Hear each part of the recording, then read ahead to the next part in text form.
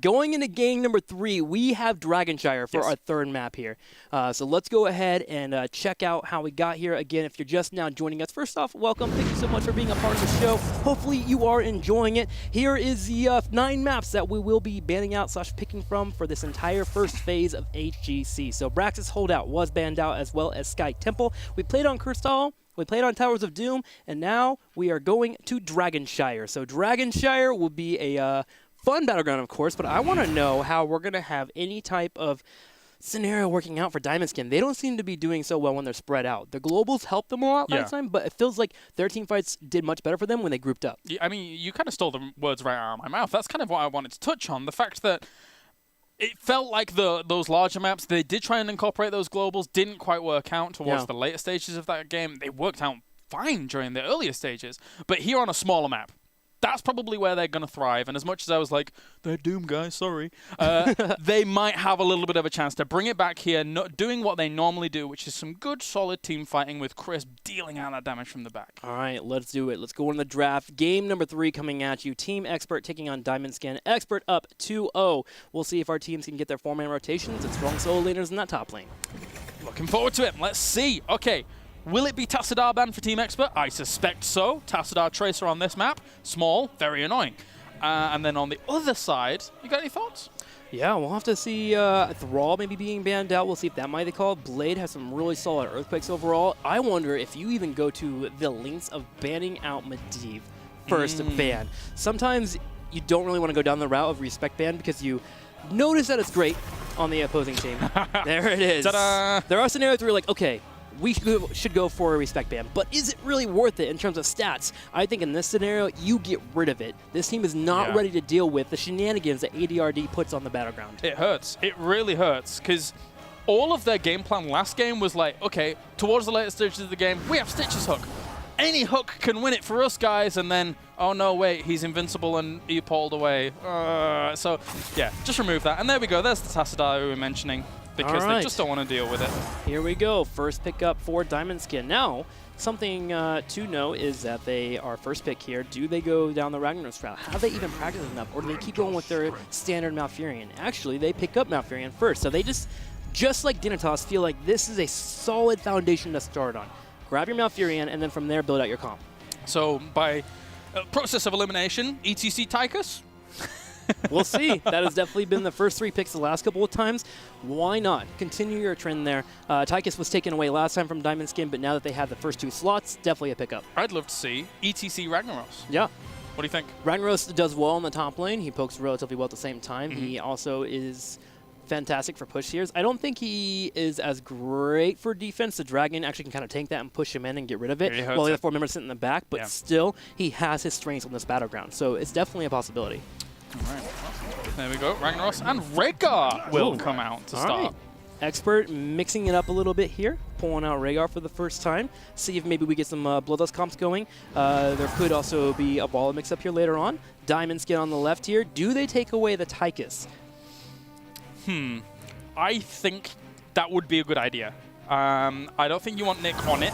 I think he thrives on it. Then, that being said, he'd probably go over to something like a Valor or a Zeratul afterwards. So you could potentially ban out one of those if you want to just limit one person. Because right now they have a plethora of warriors that they could go to. They've already got their support. So maybe start focusing on someone like Nick. Yeah, that could be good. Something to know is that we're starting to get our stats. We're collecting them. We're going forward. Ragnaros right now, I know it's a small sample size, has a 100% win record in HGC. Would it be any different? Such a fanboy of Ragnaros, Kalaris, but rightfully so, man. He's been destroying here in the HGC. Tychus and Zarya here on the left will be the pickups for Diamond Skin, and this gives them the chance to go for any warrior they would like in their 4th and 5th slot that they think works against what Expert is trying to build. Zarya and Tychus bringing in the heavy weapon squads with their large guns. So it's nice to see here from Diamond Skin. And what was I thinking on the ban for Team Expert now? Because already we're seeing Diamond Skin have quite a rounded set of comp. Yeah, they're set up pretty well here. I would like maybe a little bit more wave clear. Tychus can do all right. Zarya, to a degree, when she gets some energy going, can go at the same time. You know, Johanna actually might be a good wave clear between the middle lane and the bottom lane. She's fallen off a tad bit, and that does open up for maybe a Leoric pick, which Expert does pick pretty often. Any of those scenarios could work out. I want to see what Expert wants to get rid of, potentially something wave clear based. Let's find out in 1 second. Johanna will go. Okay, cool. I'm right about one ban. Good job, man. Throughout the entire day. Can I get my high five over here? Let's do it. Thank you, Kalaris. Well done, well done. On the opposing side, Diamond Skin. We'll see what they're going to be doing from there. So, Malfurion, Tychus, Zarya, I feel like I want a strong front line from them, but I also want to make sure that they don't have to deal with any disengage in any way, shape, or form. Is there anything that's standing out for you here? I think keep limiting Nick. I think, you know, either Zeratul to make sure that you don't have to deal with a Void Prison, or... He's strong on this map. Something. There it is. Good call. Nice job, Colette. It's as if we know this region trick. It's like we're learning as we go, man. The meta is being shaped before our eyes. So Zeratul being taken out. Let's go ahead and look over to Expert. They move straight into Jaina and Murden. That was a snap pick, by the way, knowing what they want to pick up. So now they have a strong warrior who can sit in the front line, do whatever he wants, and Jaina and Ragnaros can be... kept eye on with Rhaegar. Rhaegar can move around, bring in the cleanse, keep people topped off if he wants. There is no major setup, though, for Jaina, and except for the Saphira Smash when that comes in. So maybe we might need a better setup around the 5th. Murden does have Stormbolt too, but it's more isolated. There's nothing big here. Something to slow, something to stun on the side of Team X. But let's think about Diamond Skin, though, as they probably want themselves a little bit more oomph behind all of this. Maybe a second warrior, I would say, as well. Zarya alone doesn't quite have it. Maybe Zarya Artanis could be a thing. Artanis works here. If you get the swap on Rhaegar, Ragnaros, or Jaina when there's 3 squishies, that usually equates to a kill, especially without reabsorption and the Force of Will being here. So now you actually have the opportunity to get those, and we've seen Artanis already for this team. It's a matter of actually hitting those swaps. All right, so what are they going to go down? I think Valor would be a nice damage dealer behind that as well if they want to head down there. But Dahaka and Thrall. So I think Thrall is not only them thinking about what they want in their comp, but also what they could potentially take away from a 5th slot from Team Expert. What do you think? Yeah, I like it. And you put Dahaka on a lane where you can pretty much win it no matter what, depending on what gets picked up in the top lane. Thrall can go into the rotation here, give the engage with Frostwolf. Zarya can help him out as well. So they actually have a really good 4-man overall. Dahaka gives better wave clear if they want him in the rotation, so they do have options based on what Expert picks up for the top lane. This is a crazy call, and I don't think that they would play it, but I think Leoric even wouldn't be too bad. As a set that you know that Dahaka's probably going to be kind of solo. Yeah. Even though Thrall can be solo as well, technically. But Leoric actually fares pretty well against Dahaka. He does well in those lanes, and he also gives you great team fight. You suddenly get the Entomb for Zarya. We've already experienced what she can do if she doesn't get, or if she gets isolated, right? She has no major escapes. I wouldn't mind seeing a Leoric here. He can also attach to Dahaka. The problem is he won't get too much value because he can actually burrow at that point. Right. So Dahaka becomes a bit scary to pick, or not Dahaka. Leoric becomes a bit scary to pick, but I can see him working in this comp overall. Yep, let's find out what it's going to be. Zul for the first time in Europe. So we get more wave clear here. We get Jaina and Zul. Amazing wave clear, by the way. Yeah. They also get fantastic push. So Ragnaros indeed will be in that top lane. And all you got to do is focus on making sure to clear the middle lane and the bottom lane at the same time, and then just keep Diamond Skin on their back foot. And at some point, you sneak in a dragon. So we were kind of with the same air of idea. You want some push ability. You want the potential to control the lanes. Yeah. Zul comes in at the very end. Also, he does set up the potential, unless Bone Prison actually gets cleansed out on something like that, he sets up the potential for things like Jaina to hit those combos and stuff. So this could be a very, very powerful pick. Yeah, Skeletal Mages become very strong too because the only main warrior here is Dahaka, right? So you drop Skeletal Mages on the back line. If Thrall isn't starting to win a fight after the Earthquake has been popped, you start to have a point where he can't run away. They have to actually clear those Skeletal Mages to make it work. And they don't have much clear for those 4 little things that will pop up. So Zul makes a lot of sense for both the wave clear and team fight. He just brings that CC and that utility that is really needed for Expert to finish out this match. All right, well, I think looking at the comps overall, there is definitely a way that Diamond Skin can get back in here. I want to see them trying to team fight heavy, and hopefully they'll get that opportunity to do so. Sure. But do you think post-level 10 that could be problems with things like Skeletal Mages slowing them down and stuff? What do you think? Yeah, it could be a real problem. It's going to come down to Dahaka's play in the top lane, right? Can he handle Ragnaros and can he get the engage he wants? Because once Dahaka leaves that lane, Ragnaros just uses his Q, hit the middle of the lane, pushes it, and you're missing experience. So that means you need to get a team fight going in your way and then start working on mercenary camps. Grab Giants, grab those Knights, move forward. There's a lot of question marks that pop up and how Dahaka handles those. So I'm going to keep an eye on that character. All right. Well, I think, Mr. Trixler, we are ready to go into Dragonshire. Let's do it. Game 3, Expert up 2-0. If they take this series, they will move forward and win tonight. So let's see if they can do that. Diamond Skin on the back foot, and we will look into them first here. They are here on the left as the blue team. Wolf Joe on Malfurion, Nande on Thrall. It's Chris Explosion here on Dahaka. Chris himself down here on Tychus, and then Zarya will be played by Sports Billy. We saw that earlier. Yes, we did. Excited to see how they're going to bring themselves back into this series, if they can at all. And then, of course, to the right-hand side here of Dragonshire, we have our red team, and it will be Team Expert. Currently 2 games up, with Blade playing Zul, Nick playing Jaina, Bad Benny playing Muradin. We have ADRD on Ragnaros, and Curson rounded things out on the Rhaegar.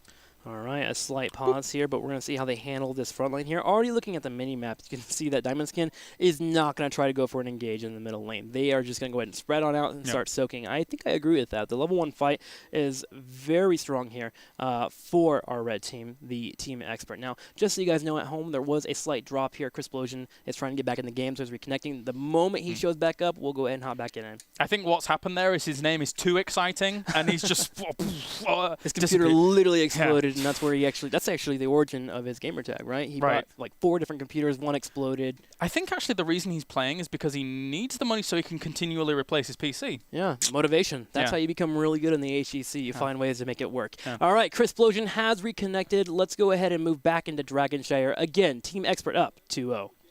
All right, exciting to see. As for now, we do have already Bad Benny moving down towards that bottom location, and the rest are just going to slow down that wave in the mid. You can see them body blocking it, trying to make sure that that fight in mid is going to go their way as opposed to anything else, and Bad Benny being a sneaky, sneaky snake.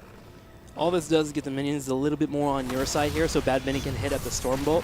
Chris Explosion playing this well, though, hides up at the top left corner and just make sure that he can't be picked off by any engagement, especially noticing that Muradin wasn't there. Yeah, and we'll clean up these waves very quickly. Look at the power behind that. Ragnaros going to move towards the top there to combat against Zarya as well as Thrall. I think Thrall was waiting in the bushes, so maybe he was a little bit apprehensive as to what was going on there with the coordination from Diamond Skin, but he survives. Bad Benny going in. Ooh.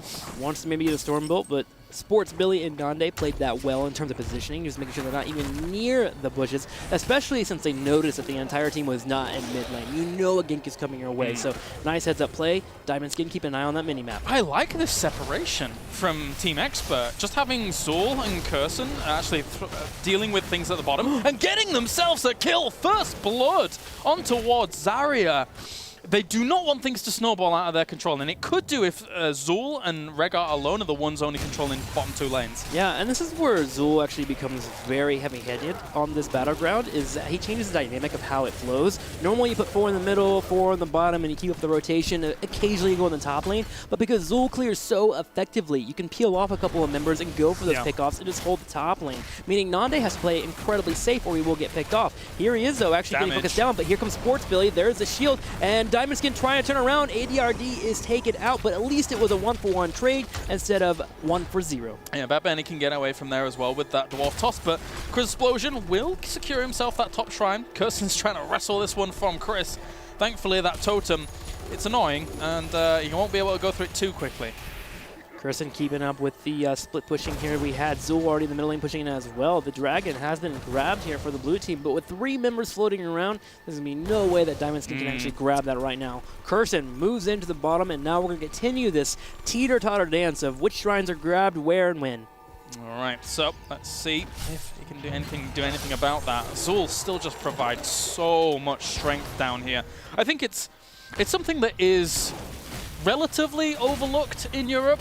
I mean, you know, people argue against it. They're like, oh, it's not as good as, say, like, for example, America believes it to be, or some people say, oh, actually, you know, it has its place. But when it comes in at the end of a draft like that, I think that's a great place for Zul. To catch your opponents off guard and then really start piling on the pressure lane-wise. Yeah, I mean, look at the wave clear for Diamond Skin. The major wave clear here in terms of expert level is Dahaka. Hang on, let's see if Chris Potion gets picked off. Nice burrow there. But Dahaka's the main wave clear. Everyone else does a decent job at clearing, but they can't handle 2 waves being pushed on them the entire time. Zul just made so much sense as a 5th pick there, and it's one of those pocket picks that you just pick up. I agree with you completely. Zul in Europe really seems to fit in that 5th slot.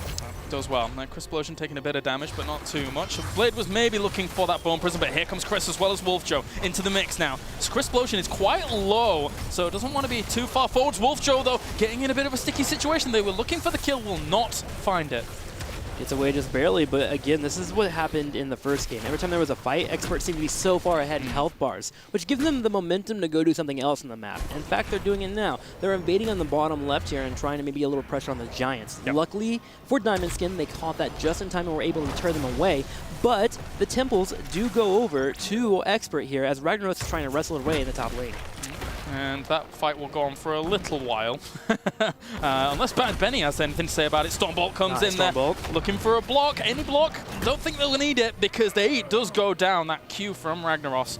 Sulfuros is a powerful weapon, my friend. Almost legendary, one would say. Yeah, and also just to note that Murden also picked up Skullcracker, so he will have that stun every time he attacks. So nice pickup for him, and allows Bad Benny to keep roaming. He's been doing such a good job, just to note here. If you ever see this replay in the future, watch how he's been moving between the middle and the top lane, as based off what Zul's doing. If Zul moves to the middle lane, he just gets there to make sure to support him and then move back up to ADRT. Here goes the dive in, though. He jumps in. Chris Explosion is going to take some damage here. He will be able to burrow. Sports Billy to show up to help assist. Sports Billy might be out of position, but with the help of Chris showing up, we're going to see them pull away nicely, but still, Dahaka low on HP. You can see the control here coming out from Team X, but even Curson seemed comfortable enough to chase away Chris on a Tychus as a Regar. He had the backup of his team. He knew how far it could go, even when he got rooted. So, still, good control coming out from Team X, but they're looking on fire right now. ADRD keeping up with it here. Nande will hit the whoop. Good head poke as well, but really it's starting to get to a point where Ragnaros just starts bringing in sustain, especially when he finishes that Q talent. He's about 75% there. Blade does sneak away the Dragon, and now the top lane is in trouble as the Dragon will start moving forward here. We do have Thrall and Chris Explosion here to help clear up, so Blade will move down to the middle lane, and mostly it becomes a thing of let's kill all these turrets and try to get to 10. Yep, Blade will get himself a little bit of damage done. And let's see if anything else is going to occur from this point on. Dragging him forwards, just trying to deny it a little bit of the damage that they can do. Oftentimes this first Dragonite doesn't get a massive amount done anyway. Yeah. It's just a case of like almost denying it from your opponents for the most part. And finding towers here and there to push them towards 10. There we go. They're about to hit level 10. The strategy there is just to push middle lane, get 1 or 2 attacks, force at least 3 people to come respawn. Your team just soaks the bottom lane and gets the turrets there. So nice textbook play here from Expert on how to handle an early Dragon. Yep, definitely, definitely. Ancestral Healing, Sulfuros, Smash, Avatar, Ring of Frost, and Skeletal Mages coming in for Team Expert. As just poking away at that Dragon, but 2 seconds left on it. Blade is not sticking around. He does not want any part of that fight. Right away, Expert just set up for these mercenary camps, throws down the healing ward as well. Not for the healing, although it's helpful, but for the vision. Nice heads up play there, a relatively low cooldown that he can use later on. There shouldn't be a team fight in the next immediate future anyways, due to the fact that Diamond Skin is playing so passively. They grab their own mercs, get some pressure on the top lane, and now Diamond Skin hits level 10, and they can start making their plays. There's got to be concern on the side of Diamond Skin now. You had 2 games down, you are behind on level 10, you've only just got it. So, admittedly, they haven't lost any of their forts. So at least they're going to be okay with that.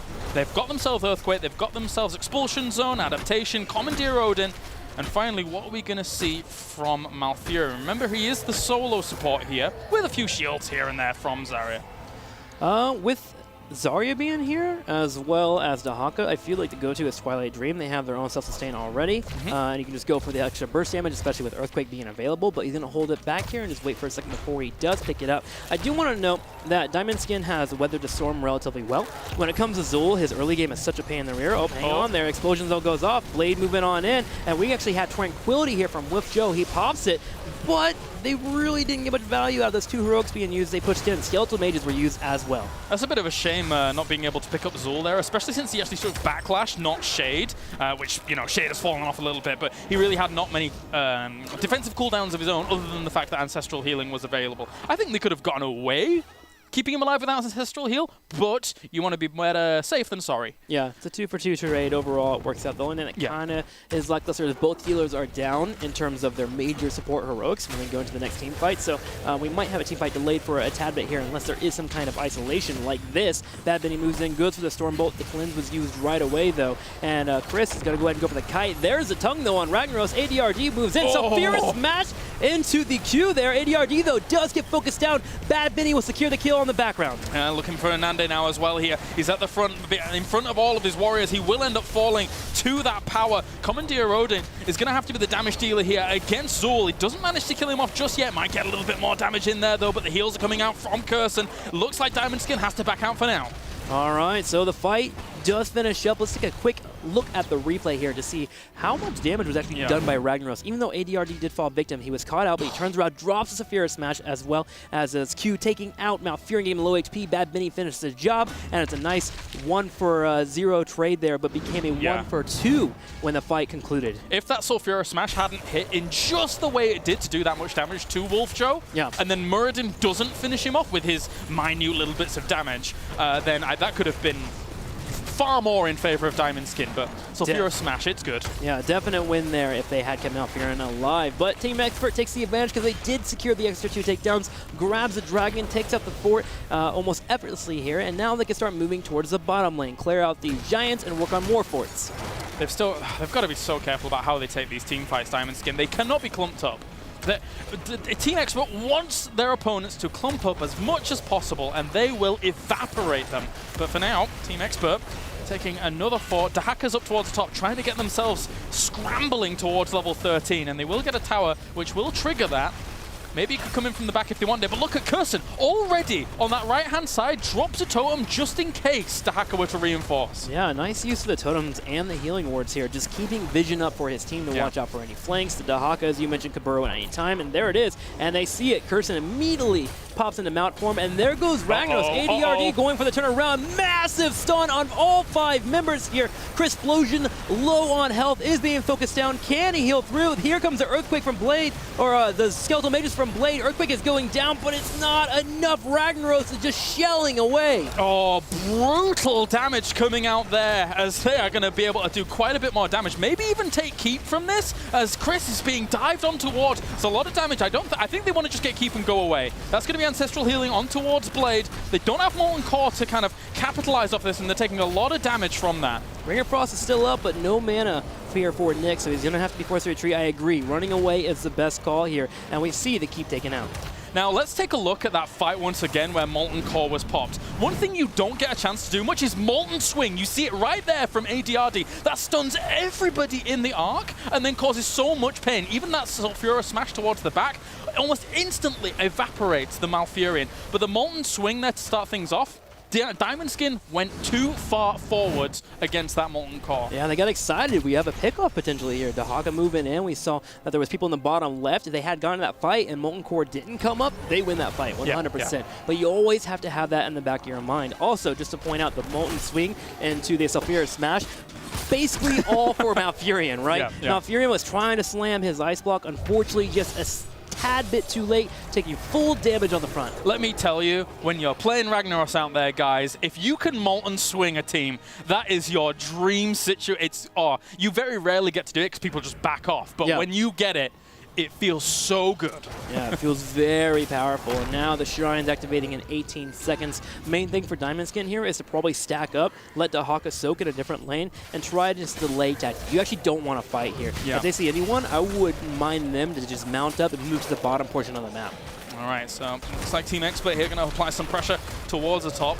And those shrines are about to activate. Ragnar towards the top. Dahaka is trying to clean up, but he probably will go down towards that shrine in a moment, knowing that there's not any global potential. But here comes a stun on towards Wolfjo. The Sulfura Smash misses, but will that ring hit? It only hits one towards the back in Chris, and he gets cleansed. Will he get away? Earthquake has been popped. We're going to have Odin popped here by Tychus. Tranquility is keeping him high on HP. Bad Bidding going for the escape here. So a majority of the heroics are popped, but no major trade-off. The major thing here for Team Expert, as they already have the first shrine on top, and now they can move towards getting a dragon. That was great crisis management by Diamond Skin. For all of their shortcomings in this game, they kept people alive under a highly pressured situation. So those 2 shrines, though, now it goes from highly pressured situation to highly pressured situation, unfortunately for Diamond Skin. It doesn't stop with Expert. They just know how to run these maps so well. They've been in the game for so long. Chris Explosion comes in, a nice juke on the tongue, and that means there will not be a takedown on Bad Benny. All 5 members being in the top, a dragon pushing down the middle lane. The main thing for Expert to do here is to try and keep these members here.